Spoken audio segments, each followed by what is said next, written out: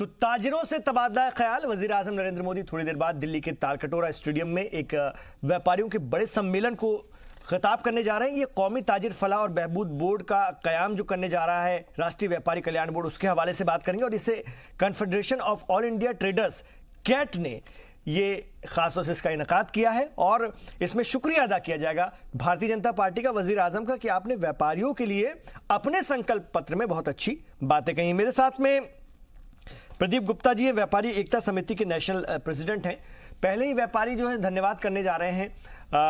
प्रदीप जी, ये अच्छी बात है, कुछ अच्छी ठोस बातें होंगी। विपक्ष ऐसे कोई बड़े प्लान दे ही नहीं पाया, कोई ऐसी बड़ी योजना व्यापारियों के लिए दे ही नहीं पाया। हमने उनका संकल्प पत्र भी पढ़ा कि व्यापारी एक तरफा उनके साथ चले जाएं या ये कहें कि हाँ उधर से बहुत बड़ी राहत है, ये भी एक सच्चाई है। ऐसे में कुछ ठोस बातें इनके संकल्प पत्र में भारतीय जनता पार्टी की कही गई हैं, जिसको देखते हुए क्या हम ये माने कि एक बार फिर व्यापारियों का झुकाव बीजेपी की तरफ आएगा, वजीर आजम नरेंद्र मोदी के भरोसे की तरफ आएगा?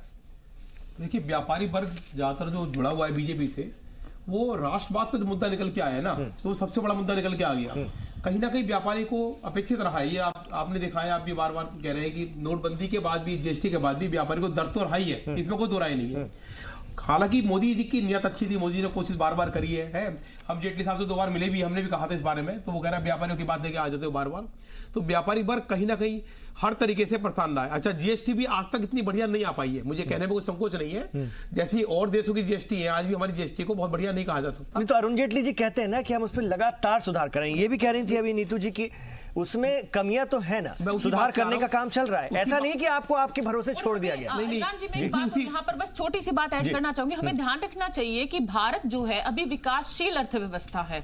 जिस तरह के हमें लगातार जो है हमें जो कुछ अच्छे निर्णयों की जरूरत है जो मोदी जी के नेतृत्व में लिए गए, उन निर्णयों को मैं बिल्कुल भी दरकिनार नहीं रही कि समस्याएं नहीं है, समस्याएं हैं, लेकिन समस्याओं के प्रति रिएक्शन क्या है, उसके प्रति समाधान जो है लगातार जो है इसका जो है क्रेडिट जो है मोदी जी के नेतृत्व को जाता है। मैं ये बात कहने की कोशिश कर रही हूं और इसीलिए मैं एक बात और यहां पर रखना चाहती हूं कि 4 साल में आप देखिए कि चुनाव चल रहा है, महंगाई मुद्दा नहीं है। हम भारत ने ऐसे बड़े निर्णय लिए, जीएसटी का बड़ा निर्णय लिया, नोटबंदी का बड़ा निर्णय लिया, तब भी भारत में महंगाई आज मुद्दा नहीं है। ये अपने आप में एक बहुत बड़ी बात है। आप 2000 जो है पहले के 2009 के चुनाव देख लीजिए या 2014 के चुनाव देख लीजिए, कांग्रेस के समय कैसी समस्याएं थी। ठीक है, मैं एक बार प्रदीप जी, मतलब ये बन रहा है, ये सोच बन रही कि सारे कष्ट सारी तकलीफें सह लेंगे देश के लिए, चाहे व्यापारी हो चाहे दूसरे लोग हो, सब कुछ देश के लिए सह लेंगे। क्या व्यापारियों में भी यही भाव पैदा हो गया है या करने की कोशिश की गई है? व्यापारी हमेशा देश के प्रति समर्पित है, इसमें कोई दो राय नहीं है। देश के लिए मर मिट सकता है, वो पहले सुरक्षा चाहता है देश के अंदर कि मैं सुरक्षित रहूं। व्यापारी सुरक्षित रहेगा तभी व्यापार रहेगा। हालांकि व्यापार में वेदना रही है व्यापारी को दर्द रहा है, सरकार समझ रही है इस बात को, सरकार देख रही है जगह जगह, सरकार को अनुभव हो रहा है। ऐसा नहीं है, नोटबंदी करके भी इन्हें अनुभव हुआ है। देखो, नोटबंदी का अगर बहुत अच्छा डिसीजन होता तो नोटबंदी के आप देखो ना, हर बार जयंती बनाई गई होती, नोटबंदी की हमेशा भाषणों में बातें की गई, नोटबंदी हमने इतना बढ़िया डिसीजन लिया गया है। जीएसटी का बढ़िया डिसीजन होता तो सरकार हर उसको इस्तेमाल करती है, तो आप भी देख रहे हो जी। ऐसा नहीं किया गया सरकार में, किसी मैनिफेस्टो में नहीं करा गया, किसी संकल्प पत्र में कहीं भी नहीं कहा गया। तो कहीं ना कहीं सरकार को लगा कि ये डिसीजन तो लिए सरकार ने, कड़े डिसीजन थे सरकार ने, देश ने देखा, देश ने समझा, व्यापारियों ने उसको अनुभव करा, व्यापारियों ने अपनाया, लेकिन वो डिसीजन इतने बढ़िया धरातल पे नजर नहीं आ पाए, जिससे कि देश का नुकसान भी हुआ है। लेकिन उसको पाटने की कोशिश बहुत करी गई है। और मेरा मानना है कि जो आज भी जो मीटिंग हो रही है, सरकार को कहीं ना कहीं ये इस बात का है कि व्यापारी वर्ग मुझसे अलग ना हो पाए। सरकार की कोशिश है, जैसे आप बार बार कहना चाह रहे हो, व्यापारी को साधने की कोशिश कहीं ना कहीं मानी जा सकती है। व्यापारी में दर्द रहा है, लेकिन व्यापारी वोट दे रहा है बीजेपी को, ऐसा नहीं है। वोट का कारण जो है वो, क्योंकि खुद वजीर आजम ये कहते रहे, बीजेपी के लोग कहते रहे कि थोड़ी कड़वी दवाइयां हैं, कड़वी दवाई है, हो सकता है बीमारी हमेशा के लिए ठीक हो जाए। लेकिन एक बात और कहना चाहूंगा इमरान जी, मैं आपको, जो दूसरी पार्टी अभी है ना, चाहे कांग्रेस पार्टी है, चाहे समाजवादी पार्टी, सबके मैनिफेस्टो देख लो आप, व्यापारी वर्ग को किसी ने भी कोई बहुत ज्यादा तरीके से नहीं लिया गया है, बहुत हल्के में लिया गया है। व्यापारी वर्ग को उनके और मुद्दे निकल के आ रहे हैं, किस तरीके से पैसा बांट सकते हैं। अर्पित ये जानना चाहूंगा, व्यापारियों को क्या बाकियों ने नजरअंदाज किया है क्या? अगर आप तो सारे घोषणा पत्र का एनालिसिस कर चुके हैं सारी सियासी जमातों के, ऐसा है क्या? दूसरों ने क्या सीधे निगलेक्ट किया है क्या, एक तरह से उनकी अनदेखी की है क्या? मैं अभी ही कहने वाला था कि अगर आप कांग्रेस का घोषणा पत्र देखेंगे तो उसका एक बहुत ही बड़ा उसमें एक पोर्शन खासकर व्यापारियों के लिए रखा गया है। मैं ये नहीं बोलूंगा कि उसमें हर योजना छोटे व्यापारियों की तरफ है, लेकिन क्योंकि मोदी सरकार ने पिछले 5 साल में व्यापारियों के लिए इतना कुछ किया है, तो जो व्यापारी वर्ग है वो जिस तरह निकल के आया पिछले 5 साल में, अब हर पार्टी जानती है कि एक ऐसा वर्ग है जिसके लिए उनको योजनाएं बनानी ही पड़ेंगी। इस वर्ग को आप इग्नोर नहीं कर सकते हैं। तो इसीलिए मैं पूरी तरह सहमत नहीं हूं इस बात से कि व्यापारी वर्ग के लिए कोई ऐसी खास योजनाओं की घोषणा नहीं की गई है। ये बात ठीक है कि एक घोषणा पत्र में ये नहीं बताया जा सकता कि किसी योजना का इंप्लीमेंटेशन कैसे किया जाएगा, तो वो अब आगे जाके पता चलेगा कि कोई पार्टी कैसे इंप्लीमेंट करना चाहेगी। लेकिन ये जरूर कहूंगा मैं कि व्यापारी वर्ग जिस तरह निकल के आया पिछले 5 साल में और जिस तरह उसकी इंपॉर्टेंस बन गई है पार्टियों के लिए, वो बहुत बढ़ गई है। नीतू जी, क्यों भरोसा करें? व्यापारी क्यों भरोसा करें आपकी बातों पर, आपके संकल्प पत्र पर क्यों भरोसा करें? जी इमरान जी, मैं पहली बात तो अभी मैंने जो बात रखी थी कि हमने निर्णय लिए हैं और निर्णयों के परिणाम हैं, और देश जो है लगातार एक नैरेटिव जो है हमें विश्वास क्यों किया जाना चाहिए, क्योंकि मोदी जी के नेतृत्व में एकजुट होकर पार्टी के नेतृत्व में सरकार ने ये निर्णय लिया।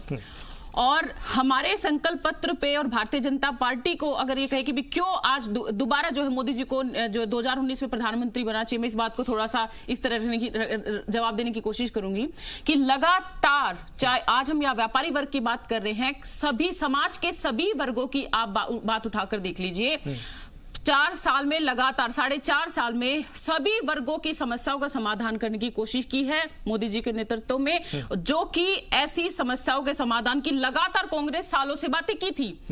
4 साल में एक स्टेबल गवर्नमेंट, नो करप्शन, महंगाई को नियंत्रित किया गया और जीएसटी और नोटबंदी जैसे बड़े निर्णय। लेकिन राहुल गांधी तो जगह जगह अपनी रैलियों में कह रहे हैं कि पूरा देश बर्बाद करके रख दिया। राहुल गांधी कह रहे हैं नीतू जी की पूरा देश बर्बाद करके रख दिया, कोई भी वर्ग खुश नहीं है, राहुल गांधी कह रहे हैं। इमरान जी, उनकी तो बात ही छोड़ दीजिए, जो बातें कहती है उनका क्या प्रूफ है वो तो वही जाने। सुप्रीम कोर्ट ने जो भी उन्होंने बातें रखी है, या मैं अभी राफेल का जो भी मुद्दे, हमारा आज का विषय दूसरा है, मैं बस ये कहूंगी कि विपक्ष ने क्या सिर्फ लगातार जो निर्णय है उनके पास कोई एजेंडा नहीं रहा, उनके पास सिर्फ मोदी जी को टारगेट करना, मोदी जी की कमियों को निकालना। आप क्या करेंगे एक भारत के विपक्ष के तौर पर? आपकी क्या रणनीति है? क्या सिर्फ आलोचना करना किसी विपक्ष का काम होता है? तो मैं यही बात करना चाहूंगी, आज मोदी जी के नेतृत्व में भारत जो है लगातार एक बढ़ती हुई अर्थव्यवस्था है भारत का। कांग्रेस कह रही है कि आर्थिक रूप से कई साल पीछे चला गया देश। नहीं, बिल्कुल नहीं गया है। अगर ऐसे हालात होते तो लगभग तीसरे स्थान पर भारत जो अर्थव्यवस्था में आने वाला है। हमारा मजबूत अर्थव्यवस्था हो रही है, महंगाई को हमने लगातार कंट्रोल रखा है, जीएसटी और नोटबंदी के मुद्दों के निर्णय लेने के बाद, उसके बाद हमने इजी ऑफ डूइंग बिजनेस, चाहे वो छोटे व्यापारी से लेकर, चाहे वो डिजिटल इंडिया से लेकर, चाहे वो जो काले धन को टारगेट करने के जितने भी निर्णय हमने लिए हैं, या फिर ऋण उपलब्ध कराना। मैं एक छोटा सा उदाहरण देती हूँ। मैं मेट्रो में ट्रेवल कर रही थी, मैंने जो है एक एटीएम के बारे एक एड लिखा देखा, जो भी एक बैंक का एड था।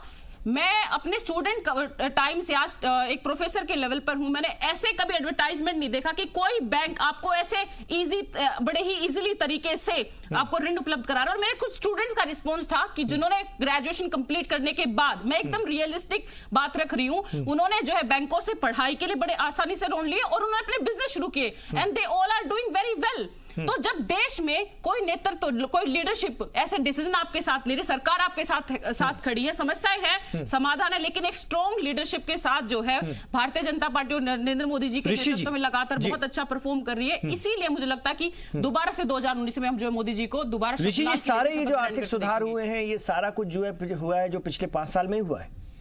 No doubt. देखिए, ये बात तो सही नहीं है कि कांग्रेस भी रही है सत्ता में तो की ही होगी, लेकिन इन 5 सालों में मैं देख रहा हूँ कहीं ना कहीं व्यापारियों को खासकर मोदी सरकार का पॉजिटिव अप्रोच रहा है। मैं एक छोटा सा एग्जांपल दूं कि पहले आप कोई बिजनेस शुरू करना चाहेंगे तो आपको कई स्टेप से गुजरना पड़ता रहा होगा, लेकिन अब जो है कि मोदी सरकार में सिंगल विंडो सिस्टम, यानी एक ही विंडो पे आपको हर चीज क्लियरेंस मिल जाएगी, आप आसानी से बिजनेस शुरू कर सकते थे। यही मोदी कार्यकाल में हुआ है। दूसरा, मैं पॉलिटिकली स्टेप में बताता हूँ कि यदि आप देख रहे होंगे कि उत्तर प्रदेश विधानसभा चुनाव से पहले जिस प्रकार से नोटबंदी का अपोजिशन ने मुद्दा उठाया कि नोटबंदी से बहुत ही नुकसान हुआ है, लेकिन उत्तर प्रदेश के रिजल्ट को देखिए। नोटबंदी के बाद जो बीजेपी, आप देखेंगे बीजेपी चौथे नंबर की पार्टी थी विधानसभा में उत्तर प्रदेश चुनाव से पहले, लेकिन जो 300 प्लस सीट जो बीजेपी को आया नोटबंदी के बाद, तो कहीं ना कहीं आप पॉलिटिकल कैलकुलेटेड स्टेप लेते हैं। यदि पब्लिक नाराज होती तो उत्तर प्रदेश जैसे राज्य में जहां व्यापारी वर्ग इतने बड़े तबके व्यापारी वर्ग का हिस्सा है, तो आपको 300 प्लस सीट नहीं आती है। उसका छोटा सा एग्जांपल यदि माइनर लेवल पे देखिए, आप जहां हमारा स्टूडियो है नोएडा और गाजियाबाद देख लीजिए, इसमें काफी व्यापारी वर्ग आप सही कह रहे हैं, लेकिन मध्य प्रदेश, छत्तीसगढ़ और राजस्थान में भी देखिए वो अलग इशू है। अलग देखिए, अब मैं कह रहा हूँ नोटबंदी के बाद वो ये कह सकते हैं कि तुरंत बाद का जो इलेक्शन था वो कामयाब रहा। जी, नोटबंदी के बाद तुरंत जो जिन राज्यों में इलेक्शन हुआ, यदि पब्लिक में नाराजगी होती तो उत्तर प्रदेश में बीजेपी को सफाया हो जाना चाहिए था, लेकिन उत्तर प्रदेश में जहां बीजेपी चौथे नंबर की पार्टी थी, वो 300 प्लस सीट लाना समझ रहे हैं कि कितना बड़ा वोट परसेंट का जो एक टर्नआउट हुआ बीजेपी के पक्ष में। तो कहीं ना कहीं पब्लिक जानती है कि कड़वी दवा जो मोदी सरकार जो दे रही है वो हमारे लिए ही दे रही है। और दूसरा उसका एग्जाम्पल मैंने पहले टेक में भी आपको बताया कि सूरत में किस प्रकार से जीएसटी के बाद भी व्यापारी वर्ग ने मोदी को सपोर्ट किया। तो कहीं ना कहीं ये है, जनता जानती है कि सरकार स्टेप लेना जानती है, और जो भी करेगी गलत नहीं करेगी, हमारे हित के लिए ले रही है। जो भी करेगी कम से कम गलत नहीं करेगी, ये शायद सोच है। मैं प्रदीप जी के पास आना चाहूंगा। प्रदीप गुप्ता जी, व्यापारी एकता समिति के नेशनल प्रेसिडेंट हैं। सर, क्या व्यापारी वाकई एकमुश्त वोट करता है क्या? उनकी जो आप लोगों की जो समस्याएं करीब करीब एक जैसी होती हैं लगभग सारे व्यापारियों की, आपके भले ही बहुत सारे संगठन हो देश भर में, लेकिन जब वोटिंग का वक्त आता है तो समस्याओं को देखते हुए क्या एकमुश्त वोटिंग करीब करीब होती है क्या? ऐसा है क्या? देखिए, व्यापारी भी मतलब वोट बैंक की तरह काम करते हैं क्या व्यापारी भी आम आदमी है। आपने देखा होगा सर्वे बताता 55% लोग तो जातीय आधार पर वोट देते हैं। एक बात मैं और कहना चाहूंगा, ऋषि जी ने कहा था ना कि जो सिंगल विंडो की स्थापना करी है मोदी जी ने, उस बात पे मैं कहना चाहूंगा, क्योंकि मैं बिल्डर भी हूं, मैंने ग्रुप हाउसिंग बनाई है नोएडा के अंदर। आज भी व्यापारी को दिक्कत है, अथॉरिटी के जो काम होते हैं, चाहे वो फायर के एनओसी हो, इम्प्लीमेंट नहीं, उसको इम्प्लीमेंट करने में, ग्राउंड लेवल पे इम्प्लीमेंट करने में समय लगती है। इसका ये मतलब नहीं है कि कोई भी जो स्टेप लिया है वो सरकार गलत है। एक मिनट में कहना चाहूंगा, तो सिंगल विंडो की आप बात करो ना, देखो मोदी जी की भावना अच्छी हो सकती है, मोदी जी के डिसीजन अच्छे हो सकते हैं। जहां तक चुनाव की बात कर रहे हो कि यूपी का चुनाव तभी था नोटबंदी के बाद में, व्यापारी वर्ग बहुत बढ़िया तरीके से हर चीज को बात करता है कि सरकार की सोच अच्छी है तो ये डिसीजन अच्छा पड़ेगा। मतलब इसका रिजल्ट एकदम नहीं आता ना इस चीज का, भाई नोटबंदी करी, उसका डिसीजन आज तक भी बहुत रहा है कहीं ना कहीं। आज देखें ना, आज भी कहीं लोगों में डर बैठ गया कुछ ऐसा ना हो जाए, कहीं ना कहीं व्यापारी को दिक्कत तो हुई है, ये तो आप मानना पड़ेगा आपको। जीएसटी हुई है, जीएसटी को खराब भी नहीं कह सकते। जीएसटी आज 166 देशों में है, वर्ल्ड के 192 देशों के अंदर से 166 देशों में जीएसटी तो खराब डिसीजन नहीं है, लेकिन इंप्लीमेंट अच्छा नहीं रहा। इंप्लीमेंट का जो तरीका रहा, 1.5 साल तक, 2 साल तक इतनी काउंसिल मीटिंग हुई, हालांकि मोदी जी ने सुधार किया इसके अंदर। इतनी मीटिंग में बार बार जीएसटी की इतनी मीटिंग की आवश्यकता क्यों पड़ी है? कि सुधार करते रहे, सुधार की भावना रही है, हमारा विश्वास रहा सरकार के ऊपर कि सरकार उसको अच्छे तरीके से लागू कर पाएगी। सरकार की नियत में कोई हमें डाउट नहीं है, लेकिन कहीं ना कहीं वेदना रही है। और जहां तक आपने वोटों की बात करी है कि व्यापारी वर्ग एकमुश्त वोट करता, कभी भी व्यापारी वर्ग किसी भी सरकार के प्रति पहले देशभक्त है वो, जैसे आज राष्ट्रवाद का मुद्दा है, देश के प्रति व्यापारी समर्पित हमेशा रहा है शुरू से। उसके बाद में व्यापारी वर्ग कई बार विभाजित भी होता है, जात पात के ऊपर भी विभाजित होता है, और स्थानीय मुद्दे जो हर जगह अलग अलग होते हैं। जैसे दिल्ली में सीलिंग का मुद्दा हो रहा है, तो सीलिंग से लोग दुखी हैं, तो सरकार पे कहीं ना कहीं कष्ट उसका रहता है। तो आज भी जो मीटिंग दिल्ली में हो रही है, उसमें जैसे अभी इमरान जी ने भी कहा था, सीलिंग के बारे में शायद कुछ ना कुछ सरकार डिसीजन ले पाए, क्योंकि कहीं ना कहीं व्यापारी वर्ग पिछले 4-5 सालों से परेशान रहा है, इतना परेशान पहले नहीं रहा सीलिंग के ऊपर। तो कुछ ना कुछ लगता है कि सरकार इस बारे में भी कुछ ना कुछ करेगी, जो आज इनका है। दूसरे जो मोदी सरकार, एक बात मैं और कहना चाहूंगा कि आज हमारे को देखना यह भी है कि हमारे पास जो और शासक है, कुशल शासक भी चाहिए देश के अंदर, कुशल नेता चाहिए, जो मोदी जी के अलावा किसी और में नजर नहीं आता। राहुल गांधी जी के जो बयान है या जो उनका घोषणा पत्र है कांग्रेस पार्टी का, वो भी कहीं ना कहीं पूरी तरीके से फिट नहीं है व्यापारियों के लिए, क्या किसी के लिए भी। उसके प्रति हमें फिर, और हम सरकार किसी और सरकार पे विश्वास नहीं कर सकते, तो हमें देश के लिए सोचना पड़ता है और अपने व्यापार के लिए भी। लेकिन ठीक है, हम मानते हैं सरकार सुधार कर रही है, धीरे धीरे सुधार हो पाएगा, लेकिन टाइम लग रहा है। इमरान जी, मैं जी जल्दी से अपनी बात रखिए अर्पित, फिर मैं छोटी सी एक बात ऐड करना चाहूंगा बस, क्योंकि उन्होंने इम्प्लीमेंटेशन की बात करी। कुछ नीतियों को ना नीतियों को या योजनाओं को प्रयोग के तौर पर लाया जाता है ये देखने के लिए कि वो कितनी सफल हो सकती है, नहीं हो सकती है। जैसे कि आप ये जो 1 घंटे में पब्लिक सेक्टर बैंक से लोन वाली स्कीम आई थी, उसमें 1 घंटे के अंदर सैंक्शन लेटर इशू होता है। बाद में सरकार को ये समझ में आया कि सैंक्शन लेटर इशू होने से ही लोन नहीं मिलेगा, उसके आगे कुछ और कदम लेने पड़ते हैं। तो ये कुछ छोटी छोटी बातें हैं जो शायद योजना को चलाने के बाद ही समझ आती है, इन नीतियों को बनने में समय लगता है। इसीलिए अगर इनके कारण कुछ कठिनाइयां आती भी हैं तो सरकार उनका समय के साथ इलाज करती है। ठीक है। नीतू जी, कांग्रेस के प्रवक्ता आए थे पिछले दिनों, वो बता रहे थे, बहुत सारे लोगों से मेरी भी बात होती रही इसी प्रोग्राम के जरिए।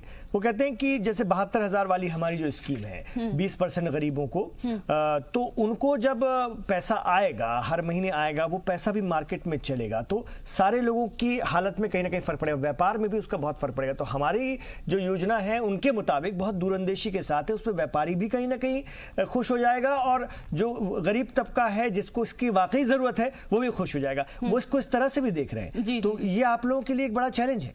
नहीं, मैं इमरान जी, जो आपने जो उनके 72,000 जो रुपए की योजना की जो बात रखी है, आपने उसके कुछ दिनों बाद ही सैम पित्रोदा जी का जब बयान आया था, उन्होंने एक टीवी में जो है इंटरव्यू दिया था। उस इंटरव्यू में उन्होंने क्या कहा था कि टैक्स तो देना पड़ेगा और मिडिल क्लास को ज्यादा टैक्स देना पड़ेगा।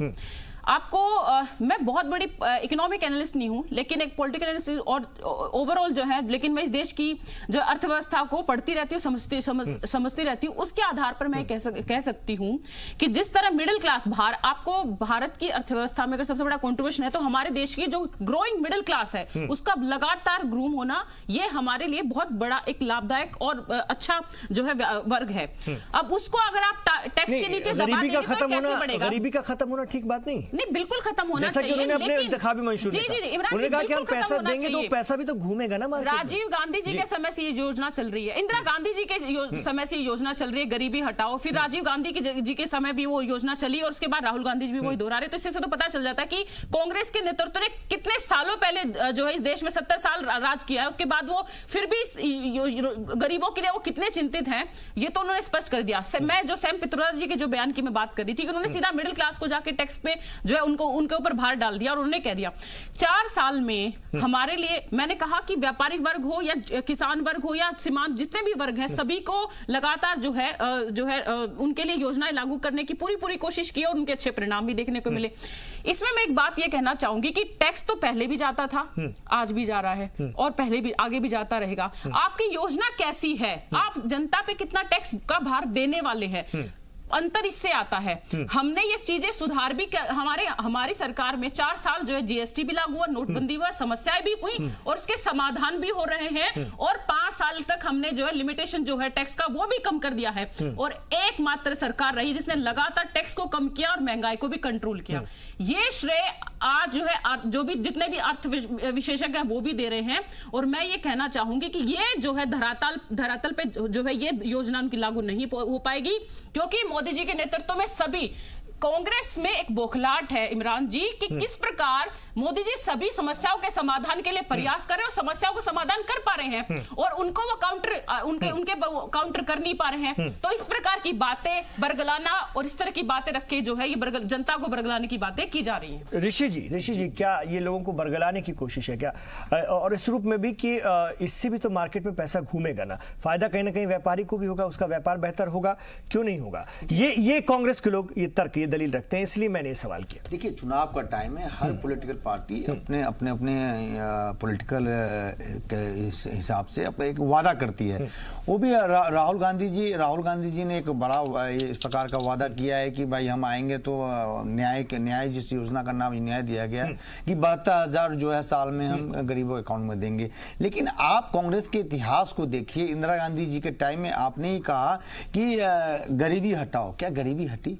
सिर्फ नारा देने से क्या कोई चीज इंप्लीमेंट होता है? इंप्लीमेंट करने के लिए आपको ग्राउंड लेवल पे काम करना होता है। राजीव गांधी सवाल ये क्या कोई 72,000 का कोई खौफ तो नहीं है कि सारे तबकों को जो है अपने फेवर में करने की अब लगातार ये तो बीजेपी के नेता बताएंगे कि खौफ है कि नहीं, लेकिन मैं कंप्लीट कर लूं। राजीव गांधी जी ने ही आपको याद होगा, राजीव गांधी जी ने कहा था कि 1 रुपया दिल्ली से जाता है 15 पैसा ही ग्राउंड पे खर्च हो पाता है। तो ये 85 पैसा जाता कहाँ है? तो ये मुद्दा इमरान भाई ये है कि इम्प्लीमेंटेशन किसी भी योजना का आप धरातल पे कैसे करते हैं। मैं छोटा सा एग्जांपल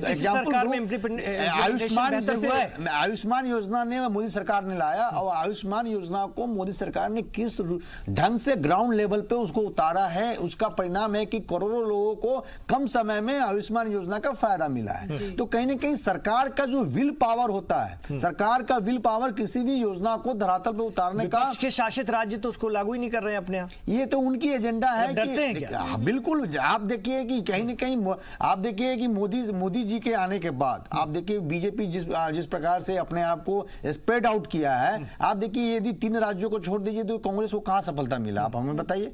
आप हमें बताइए कि कांग्रेस राहुल गांधी के लीडरशिप में बिल्कुल राहुल गांधी 3 राज्यों को छोड़ दीजिए, बाकी अन्य में देखिए यूपीए 2 के बाद जिस प्रकार से कांग्रेस का ग्राफ गिरा, तो कहीं ना कहीं जो कांग्रेस के टाइम में देखिए कांग्रेस से कहीं ना कहीं लोगों का विश्वास उठा। जिस प्रकार से 2G आया, 3G आया, कोमल बेंद घोटाला आया, प्रत्येक दिन उस टाइम आप देखेंगे यूपीए 2 के टाइम प्रत्येक दिन कोई ना कोई घोटाला आपके पास को विश्वास इन कांग्रेस पार्टी के बदनवानी भ्रष्टाचार बड़ा मुद्दा रहा है। मोदी सरकार का दावा है कि उन्होंने, वो अपनी रैलियों में भी कह रहे हैं कि मैंने जो है भ्रष्टाचार को कंट्रोल करने के लिए, बदनवानी पर काबू पाने के लिए बहुत काम किया है।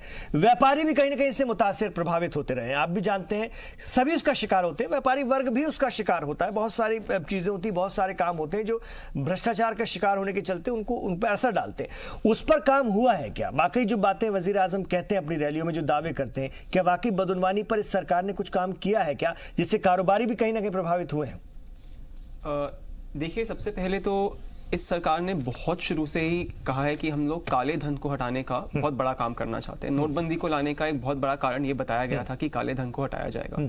ये बात आपने एकदम ठीक बोली कि भ्रष्टाचार को हटाने के कारण बहुत ऐसे कुछ व्यापारियों के भी कुछ कार्य होते हैं जिन पे असर आता है। इसीलिए शायद नोटबंदी के कारण भी बहुत व्यापारियों पे असर पड़ा था। लेकिन एक ये भी समझने की बात है कि हर सरकार को एक बैलेंस ड्रॉ करना पड़ता है, जहां पे समाज का अच्छा करने के लिए उनको कुछ वर्गों को कुछ समय के लिए कुछ कठिनाई देनी पड़ती है, और उसी समय उस अच्छे काम को करने के लिए थोड़े टफ मेजर्स लेने पड़ते हैं। तो शायद इसीलिए भ्रष्टाचार की लड़ाई में सरकार ने जरूर ऐसे कुछ मेजर्स लिए हैं जिनके कारण कुछ वर्गों पे असर पड़ा है, लेकिन उसी समय में भ्रष्टाचार देश में कम भी हुआ। आप देखेंगे, अगर जब 2014 में चुनावों के कैंपेन वगैरह हो रहे थे, तो कांग्रेस की सबसे बड़ी दिक्कत यही थी कि उनके समय इतने स्कैम हुए थे जिसका उन पे बहुत भारी असर पड़ा था उनके कैंपेन के लिए। इसीलिए ये जो भ्रष्टाचार के पिछले 5 साल में आपने बड़े कम किस्से सुने होंगे। मैं ये नहीं बोल रहा हूं कि भ्रष्टाचार एकदम हट गया, ऐसा नहीं हो पाएगा, लेकिन ऐसा जरूर हुआ है कि अब भ्रष्टाचार के किस्सों पे बहुत कम खबर आती है, और सरकार ने खुद बड़ी जोर से बोला है कि हमने 0 टॉलरेंस पॉलिसी अडॉप्ट करेंगे भ्रष्टाचार की तरफ। तो मैं जरूर बोलूंगा कि भ्रष्टाचार पे कई कदम। चलिए, फाइनल कमेंट में आपका लूंगा प्रदीप गुप्ता जी। चलते चलते जल्दी से अपनी बात रखिए, और कैसे आप देखते हैं इस सम्मेलन को और व्यापारियों के मुद्दों को, जल्दी से सर। देखिए, 2-3 बातें हैं। जैसे मैंने पहले भी कहा था, व्यापारी सम्मेलन सरकार की जो कोशिश है कि व्यापारी किस तरीके से खुश रह सके, और ये बहुत अच्छी बात है व्यापारी के बीच में आने की। दूसरी बात ये, भ्रष्टाचार की जो बात आपने करी, भ्रष्टाचार कई क्षेत्रों में कम हुआ है। जैसे ठेकों के अंदर देख लो आप, ऑनलाइन काम हो गए सारे, चाहे पासपोर्ट में देख लो आप, लेकिन इनकम टैक्स के अंदर, सेल टैक्स के अंदर वहां अभी कम नहीं है। ब्यूरोक्रेट्स जो है अपनी जगह पर, जो पहले चल रहे हैं उनमें कमी नहीं है। तीसरी बात मैं कहना चाहूंगा, हाँ जी, तीसरी बात मैं छोटी सी और कहना चाहूंगा कि व्यापारी वर्ग के लिए जो मोदी सरकार ने सोचा है, फिर भी आज कोई भी सरकार इतना नहीं सोच पा रही है, इसमें कोई दो राय नहीं है। सरकार की नीति अच्छी है, लेकिन अभी टाइम लग रहा है। चलिए, बहुत शुक्रिया। सरकार की नीति अच्छी है, लेकिन इंप्लीमेंटेशन में वक्त लगेगा। ये कड़वे घूंट पीने पड़ेंगे, यही मोटे तौर पर बात निकल कर आई है। अब बीमारी किस हद तक ठीक होती है ये तो वक्त बताएगा, और ये फैसला आवाम का भी बताएगा 23 मई को जो होने जा रहा है। लेकिन सारे वर्गों को जोड़ने की जरूर कोशिश की जा रही है सरकार के जरिए, बीजेपी के जरिए। देखते हैं उसका कितना फायदा मिलता है। बहुत बहुत शुक्रिया आप तमाम लोगों का इस चर्चा में हिस्सा लेने के लिए। आप देखते रहिए जी सलाम।